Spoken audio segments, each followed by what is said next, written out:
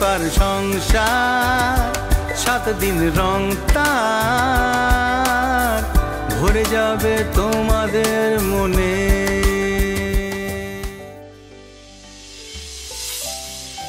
বম্বেতে হেমন্তদার বাড়িতেই উঠেছিলেন বিশ্বজিৎ। প্রতিদিন সেখান থেকেই শুটিংয়ে যাওয়া, আবার শুটিং শেষ করে হেমন্তদার গাড়িতেই গীতাঞ্জলিতে ফেরা। সাধারণত বাঙালিদের হিন্দি ছবিতে কাজ করা নিয়ে সবথেকে বড় অসুবিধা হলো ভাষার সমস্যা, হিন্দি উচ্চারণ। অবশ্য নিয়মিত কাজ করতে করতে একসময় তাও ঠিক হয়ে যায়, হিন্দি রপ্ত হয়ে যায়। 20 সাল বাদে কাজ করতে গিয়ে কি এরকম কোনো ভাষার সমস্যার সম্মুখীন হয়েছিলেন বিশ্বজিৎ? বললেন, আমার বাবা রঞ্জিত কুমার চট্টোপাধ্যায় ছিলেন ব্রিটিশ ইন্ডিয়ান আর্মির ক্যাপ্টেন পদাধিকারী ডাক্তার। বাবার সঙ্গে আমাকেও ছোটবেলা থেকে বাংলার বাইরে বাইরে ঘুরে বেড়াতে হয়েছে, লাহোর, করাচি, মিরাট, কানপুর, লখনৌ, নানান জায়গায়। তাই হিন্দিটা আমার ভালো মতোই শেখা হয়ে গিয়েছিল।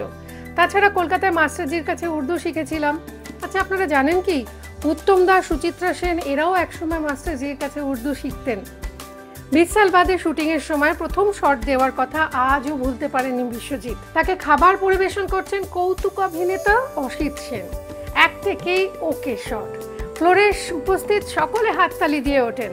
হেমন্তদা বিশ্বজিতের পিঠ চাপড়ে বলেছিলেন, সাবাস বিশু, এই তো চাই, এই না হলে বাংলার ছেলে। বিশ্বজিৎ আমাকে বলেছিলেন, মেজদা একসময় বম্বেতে প্রচুর কাজকর্ম করেছেন ঠিকই, কিন্তু তার মন পড়ে থাকতো কিন্তু কলকাতায়। বাঙালিয়ানাটাই ছিল হেমন্ত মুখোপাধ্যায়ের সবচেয়ে বড় গুণ। ওই রকম বাংলা শার্ট আর ধুতি পরেই তো কাটিয়ে দিলেন সারাটা জীবন। ওরলি নেহেরু সেন্টারের কাছে লোটাস সিনেমা হলে 20 সাল বাদের প্রিমিয়ার উপলক্ষে চাঁদের হাট বসেছিল। হেমন্ত মুখোপাধ্যায়, এটা আমিও জানতাম না, শুনলে অবাক হবেন, হেমন্ত মুখোপাধ্যায়ের প্রথম প্রযোজিত হিন্দি ছবি, তার ব্যক্তিগত অনুরোধে সত্যজিৎ রায় প্রিমিয়ারে এসেছিলেন। ভাবা যায়। দিলীপ কুমার উপস্থিত ছিলেন, লতা মঙ্গেশকর, আশা ভোসলে, সবাই কে না ছিল। ছবির নায়ক, নায়িকা, অভিনেতা, অভিনেত্রী, কলাকুশলীরা, এমনকি স্পট বয়রা পর্যন্ত আমন্ত্রিত ছিলেন এই ছবির প্রিমিয়ারে। আর যে মানুষটিকে ঘিরে সকলের উৎসাহ ছিল দেখার মতো, তিনি হলেন দ্য গ্রেট হেমন্ত কুমার। পর্দার নায়ক নায়িকার রোমান্টিক দৃশ্য, গানগুলো মনে পড়ছে, কহি দিল চলে কহি দিল। তারপর আরেকটা বিখ্যাত গান, সেই বেকরার করকে হামে ইউ না যাইয়ে আপকো হামারি কসম লৌটাইয়া। সত্যি কি সুন্দর দেখতে ছিল না বিশ্বজিৎকে। এতটাই সাবলীল অভিনয় করেছিলেন যে বম্বেতে পাকাপাকি জায়গা হয়ে যায় তার ওই ছবির রিলিজের পর। এই দিন প্রিমিয়ারেই লতা মঙ্গেশকর হেমন্ত মুখোপাধ্যায়কে বলেছিলেন, দাদা আজ আপনার কয়েকজন বন্ধু নিয়ে আমার বাড়িতে ডিনার করবেন প্লিজ। আমি নিজের হাতে কয়েকটা পদ রেঁধেছি, খেয়ে বলবেন কেমন হয়েছে। বোনের আবদার খুশি মনে মেনে নেন হেমন্তদা। তার অভাবনীয় সাফল্য এভাবেই উদযাপন করতেন লতাজি। লতাজিকে নিয়ে, হেমন্ত মুখোপাধ্যায়কে নিয়ে, তার খাদ্য রসিকতা নিয়ে অনেক অনেক গল্প আছে।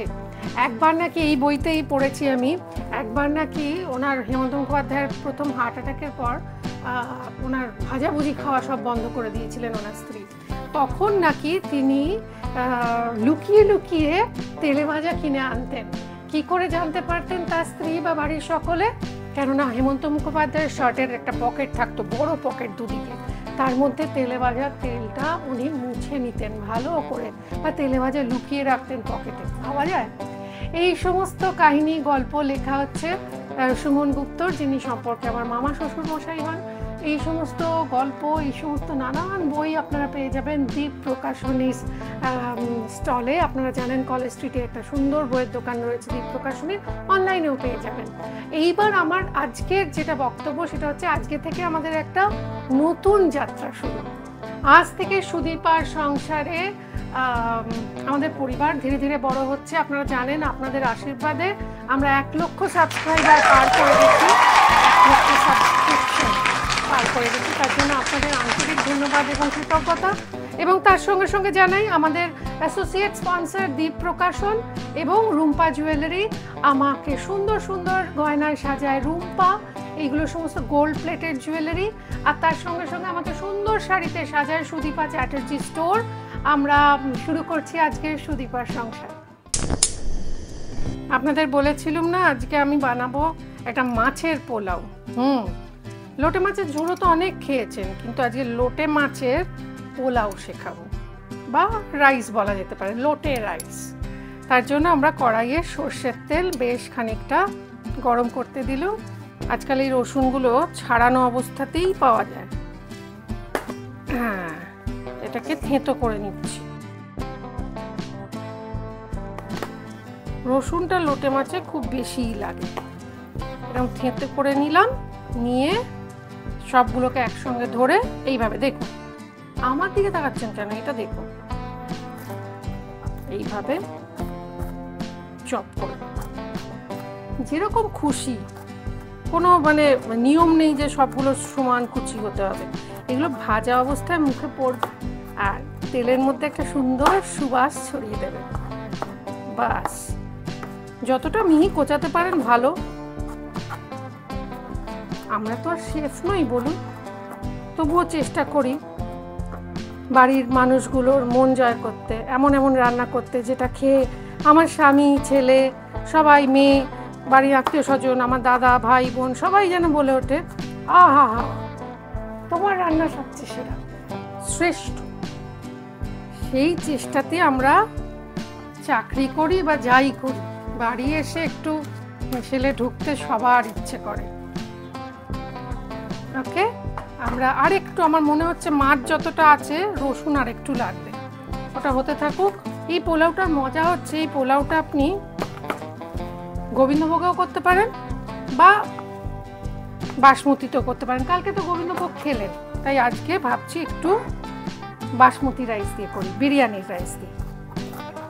আচ্ছা, এবার একটা কথা বলি, বিরিয়ানি রাইসের মজাটা কি বলুন তো? কেটারাররা যখন রান্না করে ওরা কিন্তু বিরিয়ানির রাইস ধোয় না। রাইসটা কেনার সময় যদি একটু দামি রাইস কেনেন, তাহলে আপনার চালটা ধোয়ার কোনো দরকারই নেই, কারণ আর্টিফিশিয়াল কোনো রকমের অ্যারোমা, কালার বা যেটাকে বলা হয় নানান রকমের পিউরিফিকেশন থাকে না, বা কোনো রকম ইমপিউরিটিস থাকে না অ্যাকচুয়ালি। তাহলে রসুনটাকে এমন করে ভাজবেন যেন পাশের বাড়িতেও জানতে পারে। হয়ে গেল। এবার আমরা পেঁয়াজটা দিয়ে দিচ্ছি, অনেকটা পেঁয়াজ। বেশ পেঁয়াজটা ভালো করে দেবেন, মানে ভালো করে দেবেন এবং ভাজবেনও। সর্ষের তেলের একটাই সমস্যা না, চোখ জ্বালা করে বড্ড যদি সর্ষের তেল ভালো হয়।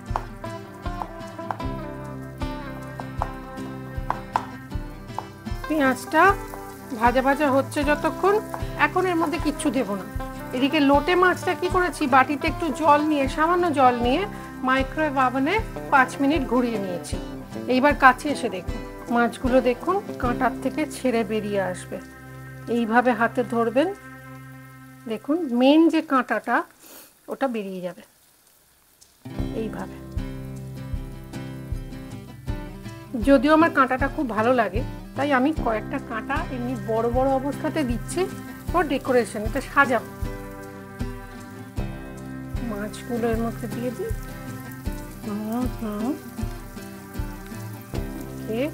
আর বড় কাঁটাটা যেটা একটু বড় থাকবে সেটা দিয়ে দেবো, ছোট ছোট কাঁটাগুলো দেওয়ার দরকার নেই।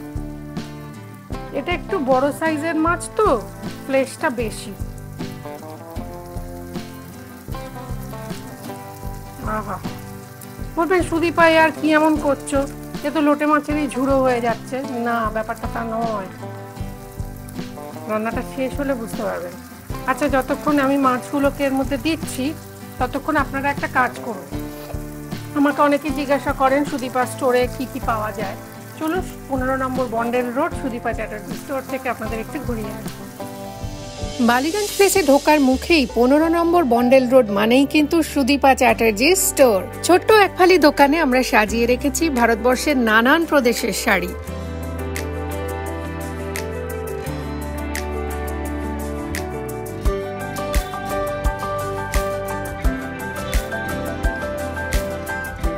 বাংলার জামদানি থেকে শুরু করে বেনারসের বেনারসি, দক্ষিণ ভারতের পচমপল্লী, গাদোয়াল, বাংলার নকশি কাঁথা, তাঁত ছাড়াও রয়েছে পৃথিবীর সবচেয়ে আকর্ষণীয় আর সবচেয়ে মূল্যবান আসামের মুগা সিল্ক।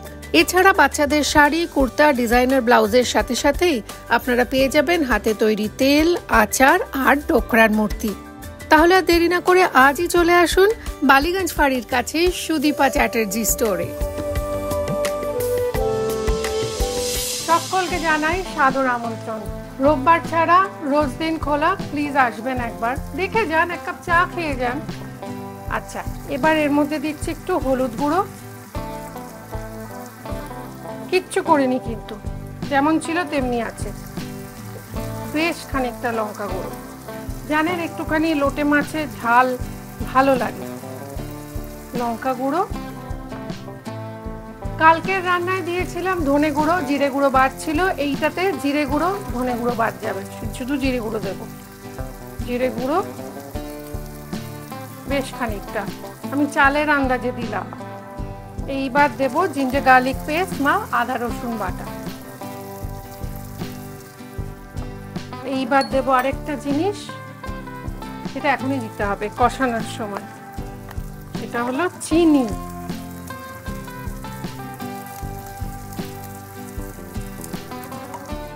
এইবার এটাকে কষাবো।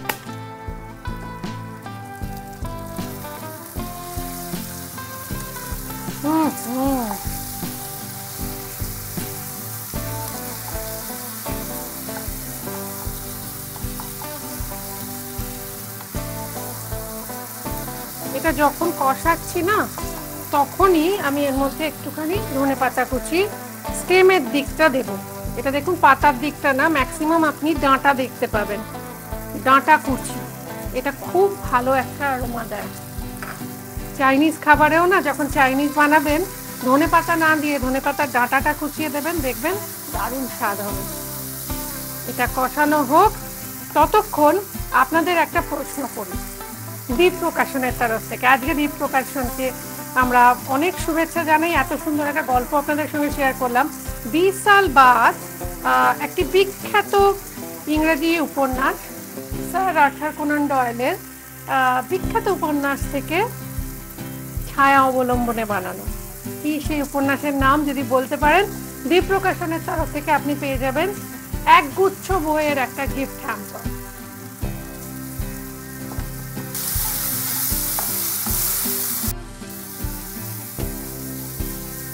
এইবার এর মধ্যে আমরা বিরিয়ানির জন্য বাড়িতে যে চাল আসে সেই চাল দিয়ে দেব।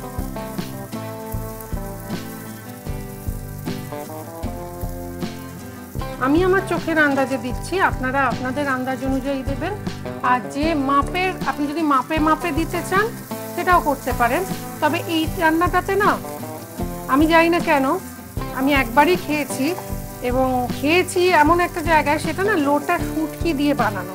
এটা আমরা ডাইরেক্ট লোটে মাছ দিয়ে করছি, তো এটা লইটা শুটকি দিয়ে এরকম একটা পোলাও আমি খেয়েছিলাম কালিজিরা চাল দিয়ে বাংলাদেশে। এটা চিংড়ি মাছ দিয়েও আপনারা করতে পারেন। সেক্ষেত্রে চিংড়ি মাছ কাঁচা, মানে কাদা চিংড়ি দিয়েও খুব ভালো হয় যদি করতে চান। সেক্ষেত্রে কাদা চিংড়িও একটু গরম জলে ধুয়ে নেবেন, কারণ ওর মধ্যে অনেক ময়লা থাকে। হয়ে গেল। এইবার আমি এর মধ্যে দেব একটু স্বাদ মতো নুন,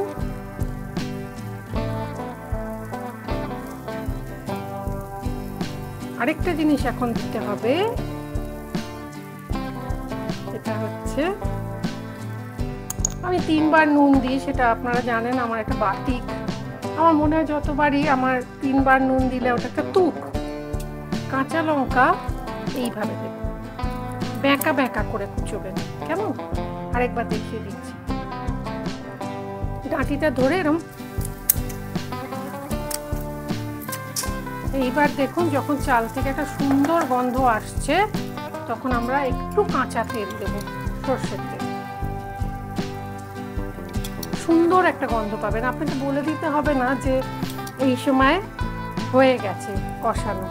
আচ্ছা, আমি যখন না এই লোটে মাছ অনেকদিন আগে থেকে আদিকে আমার ছেলেকে খাওয়াই, আমি একবার আমার বাড়ির সামনেই তো ডক্টর অপূর্ব ঘোষ, বিখ্যাত ডাক্তার, একটু ধনেপাতা দিচ্ছি, ওনার ওখানে গিয়েছিলুম। তো জিজ্ঞাসা করতে যে কি কি খাওয়ানো যেতে পারে, বাচ্চাদের কি খাওয়ানো উচিত, কি খাওয়ানো উচিত নয়, তাতে তিনি আমায় চমৎকার কিছু কথা বললেন, শুনুন। আমরা বাচ্চাদের মায়েদের সবসময় অভিযোগ শুনি যে আমার বাচ্চা, কেউ বলে প্রচণ্ড খায়, খাওয়া থামাতে পারছি না, ভীষণ মোটা হয়ে যাচ্ছে, আর নইলে আমার বাচ্চা খায় না, ভীষণ রোগা। তো খাওয়া দাওয়ার ব্যাপারে বাচ্চাদের কি আপনি সাজেস্ট করবেন, কিরকম খাওয়া উচিত?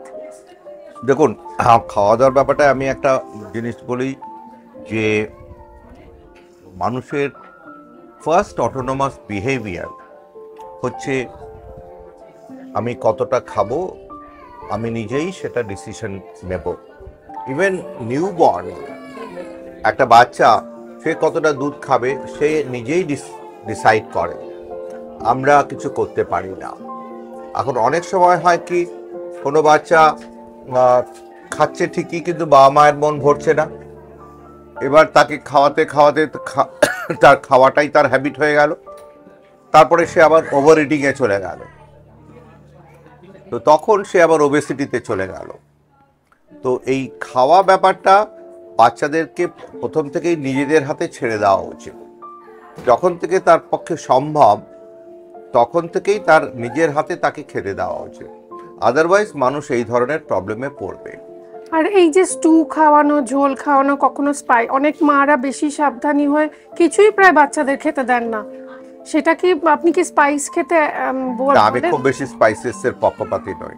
আচ্ছা, তাহলে কি রকম খাবার আপনি ব্ল্যান্ড ডায়েটই ভালো, আর খাবারটা হচ্ছে মানুষের কালচার, যে খাবারে আপনি অভ্যস্ত করাবেন সেই খাবারেই মানুষ অভ্যস্ত হবে।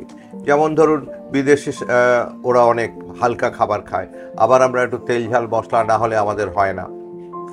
ডাক্তারবাবু, একটা লাস্ট প্রশ্ন, সেটা হচ্ছে এখন বাচ্চারা চারদিকে স্কুলে যায়, যেখানে যায় দেখি বাচ্চারা ভীষণ কাশছে, আর মারা ভীষণ ভয় পাচ্ছে ওই বাচ্চা থেকে আমার বাচ্চার কাশি হবে, সর্দি কাশি লেগে যাবে। এইখানে কি আপনি সাজেস্ট করেন যে কি করা উচিত? না, ওরকম ভাবে পুতু পুতু করে আমরা যেটাকে বলি মানুষ করা যায় না। সর্দি কাশির মধ্যেই আমাদেরকে বড় হতে হবে, ওর থেকে আমার হলে আমার ইমিউনিটি হবে। কেউ যদি ভাবে যে আমি এমনভাবে বড় করব আমার বাচ্চার সর্দি কাশি হবে না, সে কিংবা তারা মূর্খের স্বর্গে বাস করছে। Thank you doctor Ghosh, thank you so much. আমার মতো অনেক মায়েরা উপকৃত হলেন।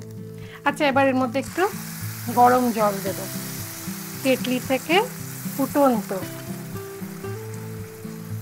আপনার ফেসটা কিন্তু সরিয়ে নেবেন, কেননা ভীষণ হিট হয়ে যায় এটা।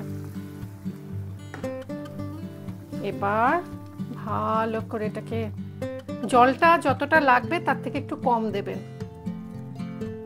কারণ পেঁয়াজের থেকে একটু জল বেরোবে, ধনেপাতার থেকে জল বেরোবে। ওকে, এবার আমি এটাকে একটু আন্দাজ মতো জল দিয়ে, বড় চাল তো একটু জল লাগে, একেবারেই লাগবে না তা নয়, এটাকে ঢাকা দেব।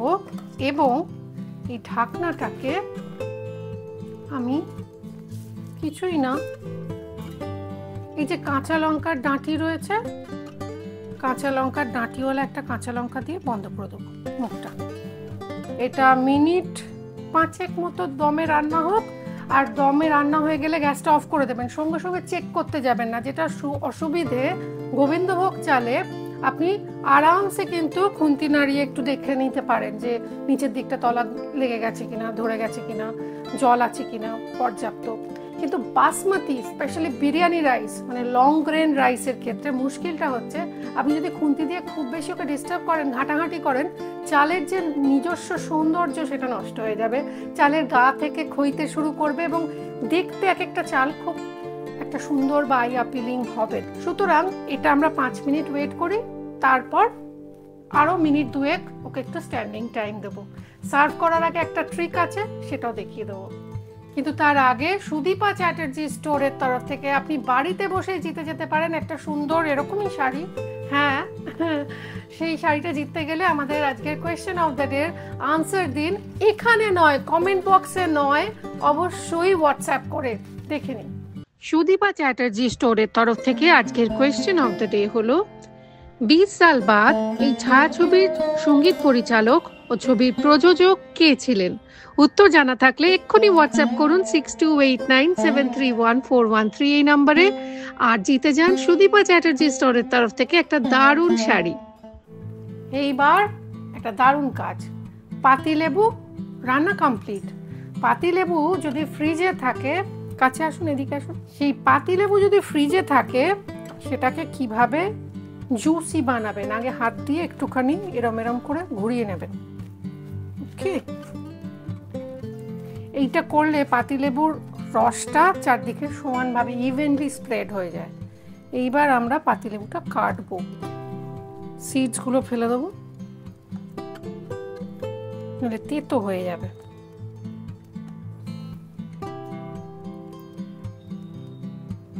এইবার আমাদের তৈরি হওয়া পোলাওয়ের ওপর দিয়ে দেবো। কি ভালো গন্ধ, ঘ্রাণেন অর্ধভোজনং বলে না, স্বাদে বলে। এটাতে গন্ধলেবুর কোনো দরকার নেই, তবু যদি থাকে দিতে পারেন, মন্দ হবে না। এইবার একটু দেখি, এই দেখুন, কাছে আসুন, এই দেখুন চালগুলোর দানাগুলো দেখুন, কাছ থেকে দেখুন, একদম ইনট্যাক্ট রয়েছে। ওই যে আমরা ওকে ডিস্টার্ব করিনি, ও নিজে নিজেই হয়ে গেছে। কিন্তু ব্যাস সার্ভ করে দেবো।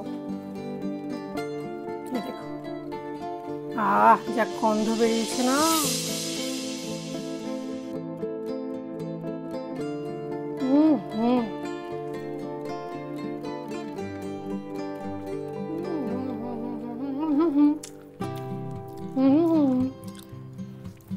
খুব ভালো হয়েছে, তাদের জন্য একদম পারফেক্ট হয়েছে। এটার মেন ব্যাপারটা হচ্ছে এই যে লাস্টে লেবুটা, এটা না অপূর্ব সুন্দর লাগে। যারা বিদেশ থেকে দেখছেন তাদের বলি, প্লিজ যদি আমাদের ভিডিও ভালো লাগে তাহলে আপনাদের যে নিজেদের একটা WhatsApp family group, friends group থাকে, সেখানে এইটার লিঙ্ক শেয়ার করুন, এই ভিডিওটার লিঙ্ক শেয়ার করুন, যাতে আমরা আরও বেশি সাবস্ক্রাইবার পাই এবং আমরা আরও বেশি মানুষের কাছে পৌঁছে যেতে পারি।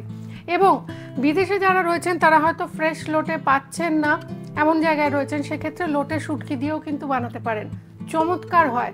লোটে শুটকি দিয়ে যদি বানান এই সেম লোটে রাইস, তাহলে যেটা করতে, আমার জিভে জল এসে যাচ্ছে, তাহলে যেটা করতে হবে, আপনারা কালিজিরা, চিনি গুঁড়া বা ছোট দানার চাল গোবিন্দভোগও ইউজ করতে পারেন। তার সঙ্গে সঙ্গে জানাই আপনাদের আগামী দিন আনন্দময় হোক, মঙ্গলময় হোক, সকলের জন্য অনেক অনেক শুভেচ্ছা। আবার আগামী সপ্তাহে দেখা হচ্ছে, বাই।